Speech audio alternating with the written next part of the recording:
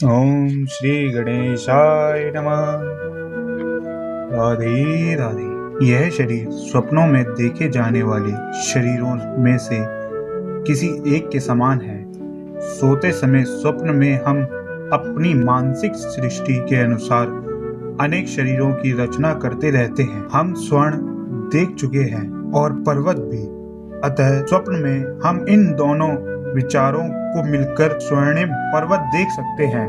कभी कभी सपने में हम अपने शरीर को उड़ता हुआ देखते हैं और उस समय हम अपने वर्तमान शरीर को बिल्कुल भूल जाते हैं। इसी प्रकार यह शरीर बदलते रहते हैं। जब तुम्हें कोई शरीर मिलता है तो तुम विगत शरीर को भूल जाते हो। स्वप्न में हम न जाने कितने नए प्रकार के शरीर के साथ संपर्क कर सकते हैं, किंतु जगने पर हम उन सबको भूल जाते हैं। ये भौतिक शरीर वास्तव में हमारी मानसिक क्रियाशीलता की रचनाएं हैं, किंतु इस समय हम अपने विगत शरीरों का स्मरण नहीं कर पाते।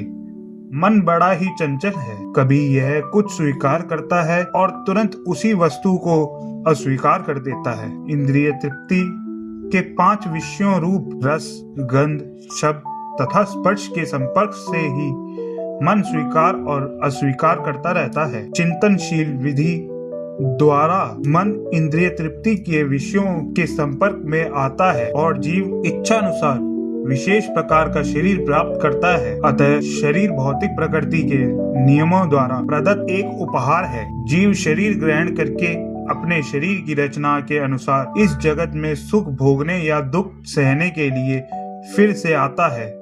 किसी विशेष शरीर के बिना हम विगत जीवन से प्राप्त मानसिक दशा के अनुसार सुख या दुख का अनुभव नहीं कर सकते। हमें विशेष प्रकार का जो शरीर मिलता है वह मृत्यु के समय हमारी मानसिक दशा के अनुसार ही मिलता है। सूर्य, चंद्र या नक्षत्र जैसे प्रकाशमान लोकों का प्रतिबिंब जल, तेल या घी जैसे विभिन्न प्रकार के कुंड में पड़ता है। यह प्रतिबिंब पात्र की गति के अनुसार ही हिलता डुलता है। चंद्रमा का प्रतिबिंब जल पर पड़ता है और जल के हिलने से चंद्रमा भी हिलता प्रतीत होता है, लेकिन वास्तव में चंद्रमा हिलता नहीं। इसी प्रकार मानसिक कल्पना मनोधर्म से जीव विभिन्न प्रकार के शरीर ग्रहण करता है, यद्यपि उसका इन शरीरों से कोई संबंध नहीं होता, किंतु माया के प्रभाव से मोहित होने के कारण जीव सोचता है कि उसका संबंध एक विशेष प्रकार के शरीर से है। बद्ध जीवों की यही जीवन शैली है। मान लो कि कोई जीव इस समय मनुष्य शरीर को प्राप्त है। वह सोचता है कि वह किसी मानव समुदाय या किसी विशेष देश या विशिष्ट स्थान से संबंधित है।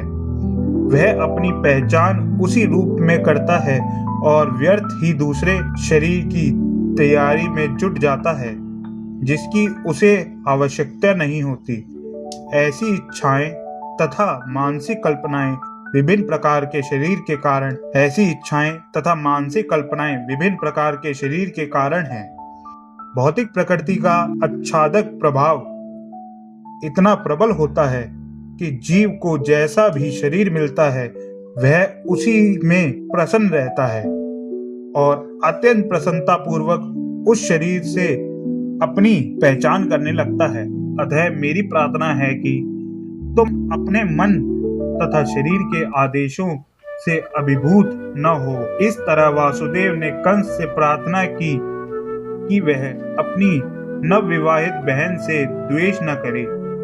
किसी को दूसरे से द्वेष नहीं करना चाहिए, क्योंकि द्वेष ही इस लोक में तथा परलोक में जब वह यमराज मृत्यु के पश्चात दंड देने वाला राजा के समक्ष होगा भय का कारण बनता है।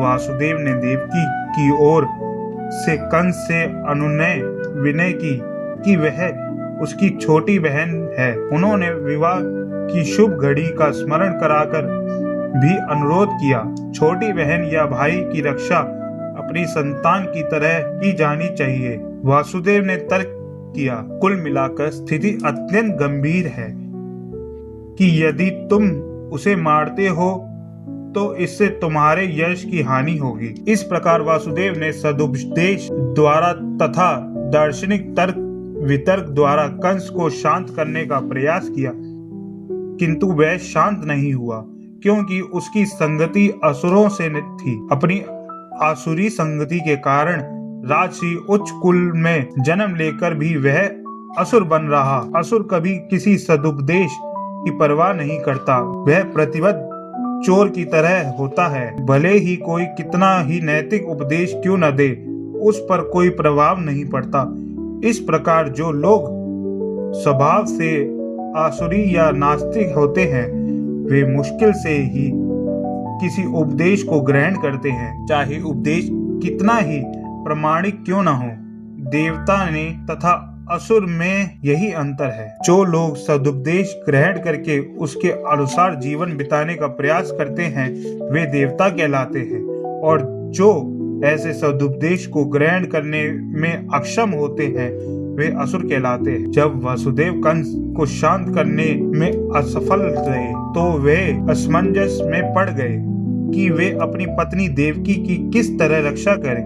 संकट आसन होने पर बुद्धिमान व्यक्ति को चाहिए कि यथासंभव इस संकटमय स्थिति से बचने का प्रयास करे, किंतु यदि सारी बुद्धि लगाने पर भी वह विकट स्थिति को टालने में असफल रहे, तो यह उसका दोष नहीं है। मनुष्य को चाहिए कि जहां तक हो सके अपना कर्तव्य निभाए, किंतु यदि उसका प्रयास विफल रहे तो उसमें उसका दोष नहीं है। बोलिए राधे राधे और देखिए क्या जादू होता है, आपका दिल खुशी से भर जाएगा।